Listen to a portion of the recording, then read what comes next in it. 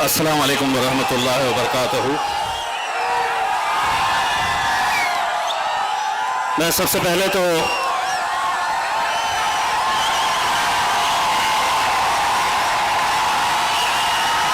तीस तारीख के दिन असद भाई को भी बोलना है, वक्त कम है। 30 तारीख के दिन ये सभा होने वाली थी। 30 तारीख के दिन पुलिस ने हमें ये सभा लेने का परमिशन भी दे दिया था, लेकिन मेरे कायद बैरिस्टर असदुद्दीन अवैसी साहब ने उस दिन ये फैसला लिया जब यहाँ के आईजी और एसपी साहब का फ़ोन आया और उन्होंने ये बताया कि यहाँ का माहौल थोड़ा गर्म है। तब हम तो आना चाहते थे, लेकिन कायद बैरिस्टर असदुद्दीन अवैसी साहब ने ये कहा कि हमें अहमदनगर के अंदर अमन चाहिए, हम कोई गड़बड़ी नहीं चाहते हैं, हम किसी को कोई तकलीफ देना नहीं चाहते हैं। इसीलिए उस दिन ये फैसला लिया गया कि ये सभा हम 30 तारीख के लिए नहीं, हम 9 तारीख के दिन आएंगे। अब मैं पुलिस डिपार्टमेंट जरा सुन लिए।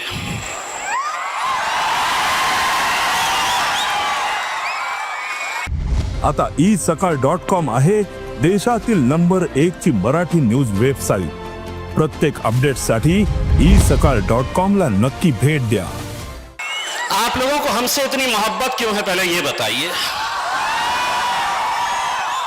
सारे पुलिस डिपार्टमेंट से हम ये सवाल करते हैं, क्या वजह है कि जब भी हम आते हैं तो हमारे हाथ में 3-3 पेज का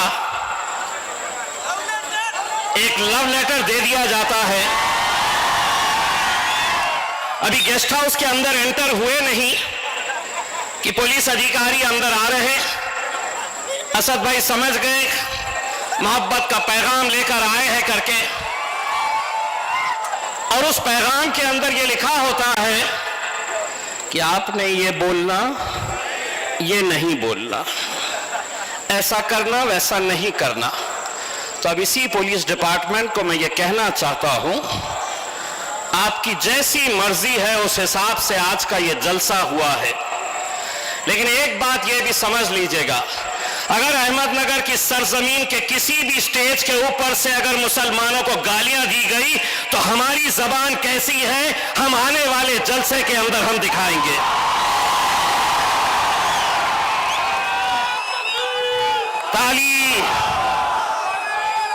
ताली एक हाथ से नहीं बजेगी। कानून और नियम सिर्फ मजलिस के लिए रह नहीं सकते हैं। इस मुल्क के अंदर अगर कानून है तो सबके लिए है। और हां, आप लोग जो मुसलमानों को जिस नजरिए से देखते हैं, मैं हिंदुस्तान के मुसलमानों की तरफ से आज इस हुकूमत को, प्रशासन को और पुलिस को यह कहना चाहता हूं, एक एक नौजवान, एक एक बुजुर्ग की तरफ से मैं इस हुकूमत को यह बात कहना चाहता हूं कि जमीन पर घर बनाया है मगर जन्नत में रहते हैं। हमारी खुशनसीबी है कि हम भारत देश में रहते हैं। हर रोज हमने यहां पर भी कई बार हमारे खिलाफ गालियां तक सुनी है, लेकिन अगर आप ये समझ रहे हैं कि हमारे मुंह में जबान नहीं है, तो ये जितने भी है इन सब की जबानों को अगर मिला दे, हम तो जबान और पाए खाने वालों में से है मेरे भाई। आप हमारी जबान का कहां मुकाबला कर पाओगे। हम नहीं कहेंगे। आज जो कोई उठता है, जो कोई खड़े रहता है, बस एक ही, जैसा हमारे मेंबर साहब ने बताया, एक नया फैशन आ गया है कि अगर मुझे सियासत करनी है तो मुझे मुसलमानों को गालियां देना पड़ेगा। नौजवानों, एक बात अच्छी तरह से समझ लो, आज मुल्क के अंदर या आपके अहमदनगर में, कल मीरज के अंदर सांगली में, नीरज में ऐसी ही घटना हुई। कितने सारे बच्चे एफआईआर, कैसे कैसे सेक्शंस इनके ऊपर लगाए गए। हमने कभी किसी मजहब का, किसी धर्म का हमने विरोध नहीं किया। अगर मैं ये कह रहा हूं कि मैं अपने नबी करीम सल्लल्लाहु अलैहि वसल्लम से मोहब्बत करता हूं, तो तुम्हें इख्तियार है कि तुम अपने देवी देवताओं से मोहब्बत करो, हमें कोई एतराज नहीं है। लेकिन हम ये भी ना कहे तो कैसे होगा। बहुत सारे लोगों ने आपको बताया है कि राज्य के अंदर कैसे कैसे लोग खड़े हो गए हैं अपनी एक नई इमेज तैयार करने के लिए। पहले हर रोज एक छोटा सा चिंटू, छोटा सा,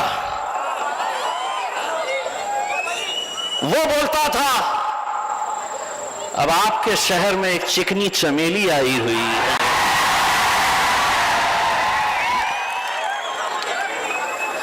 चिकनी चमेली, तू है क्या चीज, बोलता क्या है, तेरा अंदाज क्या है। चिकने, ऐसा नहीं है कि तू बोलता है तो हम उसकी दखल लेते हैं। दरअसल क्या है कि अहमदनगर की सड़क के ऊपर से अगर आप गुजरते हैं तो आजकल मेनका गांधी की वजह से कुत्तों को पकड़ा नहीं जाता है, रास्ते पे ही छोड़ा जाता है। तो कभी कोई गाड़ी पे जा रहे हैं, आप मोटरसाइकिल पे बैठ के जा रहे हैं, कोई गाड़ी में आप सफर कर रहे हैं, तो अक्सर आपके साथ भी हुआ होगा, पीछे भागते हुए कुत्ते आते हैं, भौंकते हैं। आप क्या करते हैं? आप अपना सफर जारी रखते हैं। वो पुलिस वाले साहब मेरा रिकॉर्डिंग कर रहे, मैंने नाम लिया ही नहीं किसी का मेरे भाई, लेकिन जिसको समझना था कि गाड़ी पे सफर कौन कर रहा है और पीछे कौन सा कुत्ता दौड़ रहा है, यह अहमदनगर की आवाम अच्छी तरह से जानती है। और मुझे मालूम है तुम क्या समझ रहे हो कि ये जलसा सिर्फ तुम ही लोग देख रहे हैं।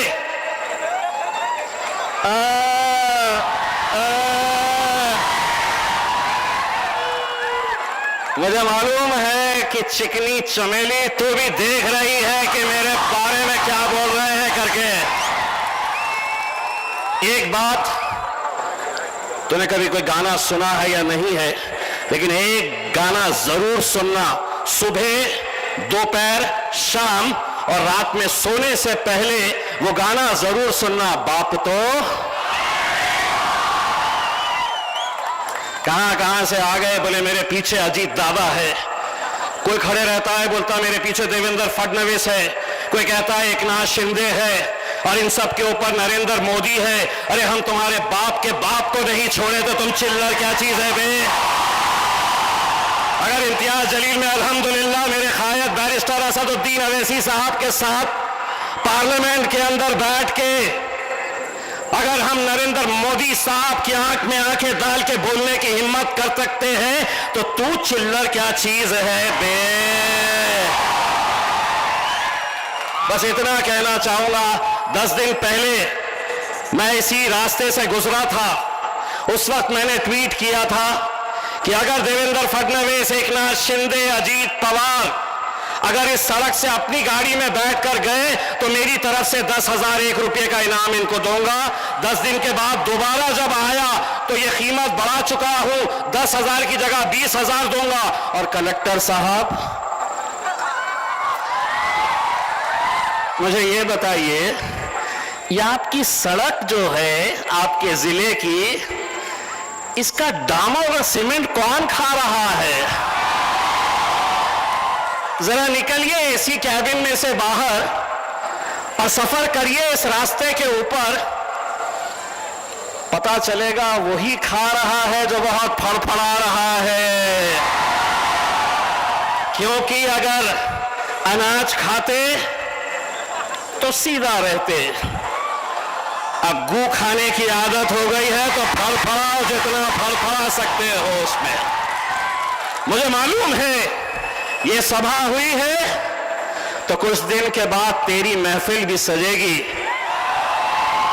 लेकिन एक बात अच्छी तरह से मैं जानता हूं, महफिल तेरी सजेगी, चर्चा हमारा होने वाला है उसमें। स्टेज पर तू बैठेगा, बोलने वाला हमारे बारे में बोलेगा। मैं, मेरे भाइयों, मुझे मालूम है कि अहमदनगर एक ऐसा जिला है जहां पर हमारे कुछ पुराने साथी उस झंडे को संभाले हुए थे, जिस झंडे से लोग परहेज करते थे।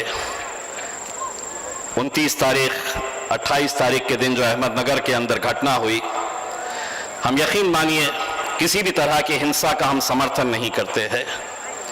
मैं नौजवानों से सिर्फ इतनी अपील करना चाहूंगा, यकीनन हम अपनी जान से ज्यादा अपने मोहम्मद मुस्तफ़ा सल्लल्लाहु अलैहि वसल्लम से हम मोहब्बत करते हैं, लेकिन अगर कोई बैनर लेकर खड़े रहेगा, कोई पोस्टर लेकर खड़े रहेगा और ये कहेगा कि मैं मेरे नबी के बताए हुए रास्ते के ऊपर चल रहा हूं, मेरे नबी से मेरी मोहब्बत अगर मुझे जताना है तो मैं कहीं बैनर लगाऊंगा, कहीं पोस्टर लगाऊंगा, तो नहीं मेरे भाई।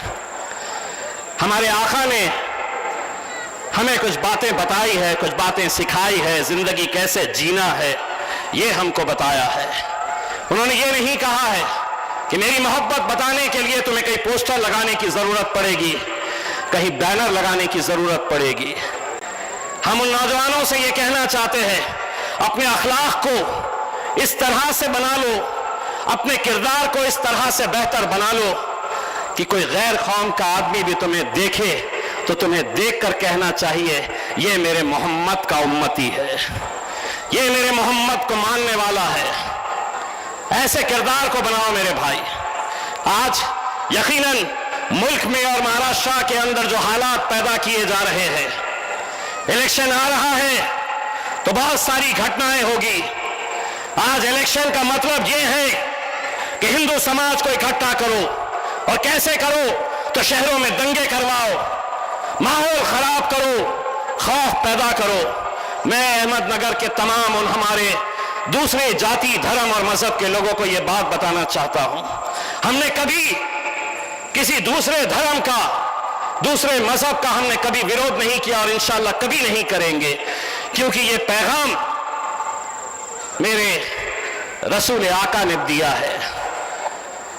हम कभी किसका विरोध नहीं करेंगे, लेकिन एक बात आज अच्छी तरह से समझ लीजिएगा कि आज मुल्क के जो हालात है, बिका हुआ पत्रकार, डरा हुआ विपक्ष, सहमी हुई आवाम और कानून की धज्जियां उड़ाती प्रशासन और पुलिस, ये लोकतंत्र के लिए बहुत घातक है, ये डेमोक्रेसी के लिए बहुत घातक है। एक बात आप समझ लीजिएगा, बार बार यही कहा जाता है कि तुम यहां पे नहीं रह सकते हैं। मुल्क जब आजाद हुआ मेरे भाई, तो हमारे पुरखों से पूछा गया था कि तुम यहां रहना चाहेंगे या पाकिस्तान जाना चाहेंगे। हमारे बुजुर्गों ने कहा था कि इस मिट्टी में हम पैदा हुए हैं, इंशाअल्लाह इसी मिट्टी के अंदर हम दफन होंगे, हम कहीं नहीं जाने वाले हैं, यहीं रहेंगे। जमहूरियत ने हमें जो इख्तियार दिया है, उस इख्तियार का इस्तेमाल करते हुए हम यकीनन जद्दोजहद करते रहेंगे। मुश्किलात आएगी, तकलीफें आएगी, परेशानियां आएगी, लेकिन हिम्मत मत हारना मेरे भाइयों। आज ये जन सैलाब जब मैं देख रहा हूं, तो मुझे इतना यकीन है कि जो बैरिस्टर असदुद्दीन अवैसी साहब बिहार की सड़कों के ऊपर सुबह से लेकर रात तक एक एक चप्पा चप्पा घूम रहे हैं, वो किस लिए? हमारी अपनी क़यादत खड़े करने के लिए। वो किस लिए आज बिहार से सीधा यहां पर आए, यहां से सीधा बिहार जाएंगे? किसके लिए कर रहे हैं मेरे भाई? हम चाहते हैं हर शहर में अपना एक लीडर पैदा होना चाहिए। हम चाहते हैं कि अपनी क़यादत खड़ी होनी चाहिए। इसीलिए ये जद्दोजहद चल रही है। बहुत सारे लोग अलग अलग बातें मजलिस के बारे में करते हैं कि ये फलां आने से किसी को फायदा पहुंचेगा, बीजेपी को फायदा पहुंचेगा। एक बात अच्छी तरह से समझ लो, इम्तियाज जलील अगर एमएलए बना औरंगाबाद से, इम्तियाज जलील अगर मेंबर ऑफ पार्लियामेंट बना औरंगाबाद से, तो वही भारतीय जनता पार्टी को और शिवसेना को पछाड़ के अल्हम्दुलिल्लाह हम वहां पर गए थे, उन्हीं को पछाड़ कर। लेकिन हमारे ही अपने खेमे में कुछ ऐसे लोग हैं जो अलग अलग चौखटों के ऊपर सिर्फ एक ओहदे के लिए, कुछ ठेके के लिए, कभी अजीत पवार के पैरों में पड़े हैं, तो कभी देवेंद्र फडणवीस, शरद पवार, अजीत पवार के।